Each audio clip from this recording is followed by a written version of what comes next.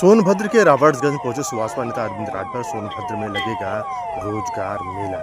इस रोजगार मेला में लोगों को बुलाया जाएगा। सरकार बदलती रहती है, सिस्टम नहीं बदलता है।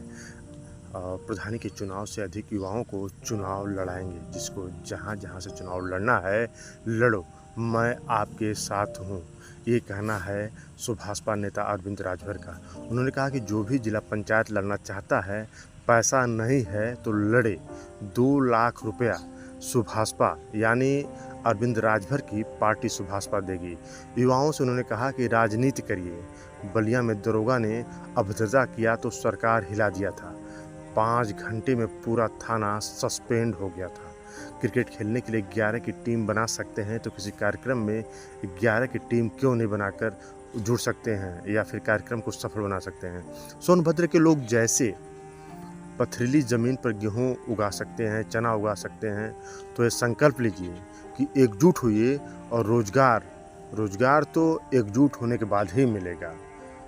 यहाँ के लोग भी ये ठान लिए हैं कि अब वो वायु, जलवायु और ऑक्सीजन से लेकर के ज़मीनी हकीकत को बदलेंगे। और वायु का वेग जैसे जैसे बढ़ता है, तूफान और सुनामी का रूप पकड़ता है, वैसे ही युवा अगर एक साथ होंगे तो वो भी कहीं न कहीं तकदीर और तस्वीर बदल जाएगी। सोनभद्र में लोग गरीब बनकर आते हैं और अमीर बनकर जाते हैं। नौकरी के लिए सोनभद्र के युवा आंदोलन करें, हम उनके साथ हैं। यहाँ के युवा गरीब ही रह गए, इसलिए हम उनके साथ खड़ा हैं। और गरीब के वोट से लोग सांसद मंत्री बनते हैं। गरीब कोई सिफारिश तक ना सुनते हैं ना आगे करते हैं, लेकिन सुभाषपा पार्टी ना ऐसा करेगी और ना ही ऐसा होने देगी।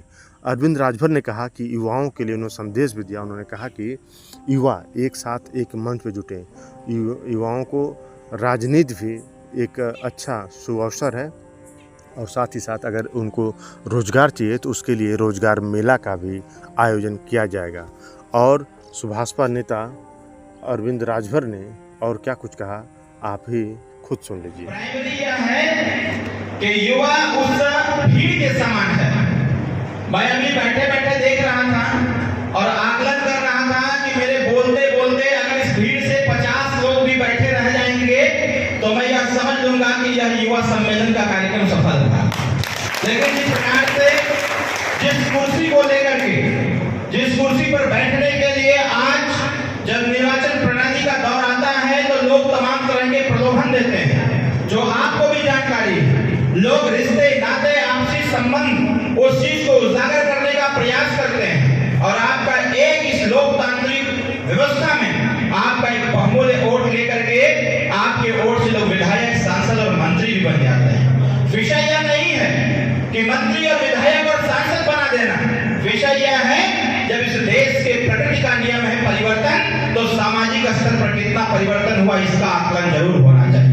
आज इस देश में लगभग 54% युवा रहता है और 54% युवा अगर आज भी सोनभद्र में इस बात का सिर्फ जिक्र करे कि हम बेरोजगार हैं, हमको रोजगार नहीं मिलता, तो लानत है ऐसी जवानी पर जो इस प्रदेश जनपद में आंदोलन का स्वरूप न दे पाता है।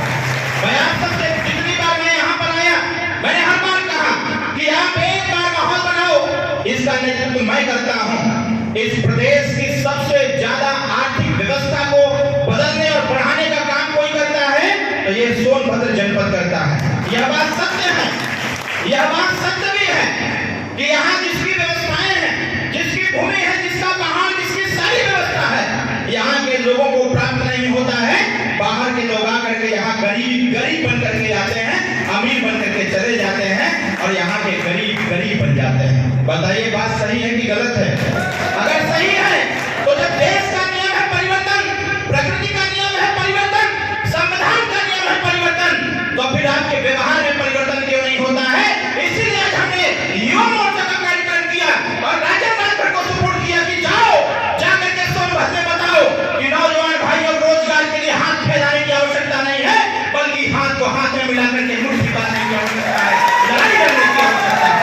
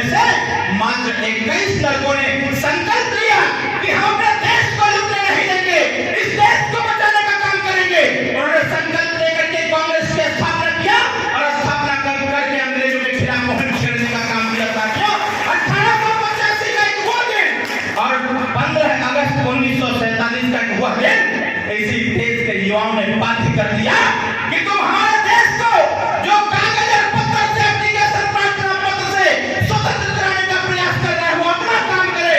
यहाँ के नौजवानों को यह पता चल गया कि लाल के देवता बाप से मानने वाले नहीं है।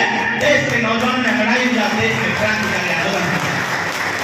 नौजवानों को पता चल गया कि ये विदेशी जो यहाँ पर आए हुए हैं, ये बाप के देवता नहीं है, लाल के देवता है। इस देश के नौजवानों ने लड़ाई दिया और 1947 में देश से अंग्रेजों को फेंकने का काम किया और देश को आजाद करने का काम किया। साथियों, इस देश के नौजवानों ने किया है।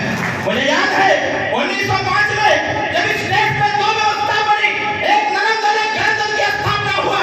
नरम दल के लोगों ने संकल्प लिया कि हम धरना प्रदर्शन करेंगे शांति तरीके से, हम कागज पत्र का इस्तेमाल करके देश को आजाद कराएंगे। और वहीं पर गरम दल में दामोदर चारमेकर, सर सैयद अहमद खान, अशफाकुल्लाह खान, ये सारे लोगों ने कहा कि यह देश कागज और पत्थर से आजाद होने वाला नहीं है, हमें ईंट का जवाब पत्थर से, गोली का जवाब तोप से देना पड़ेगा।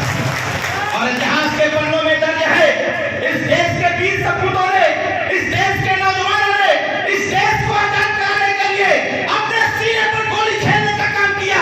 हंसते हंसते फांसियों पर झूल गया।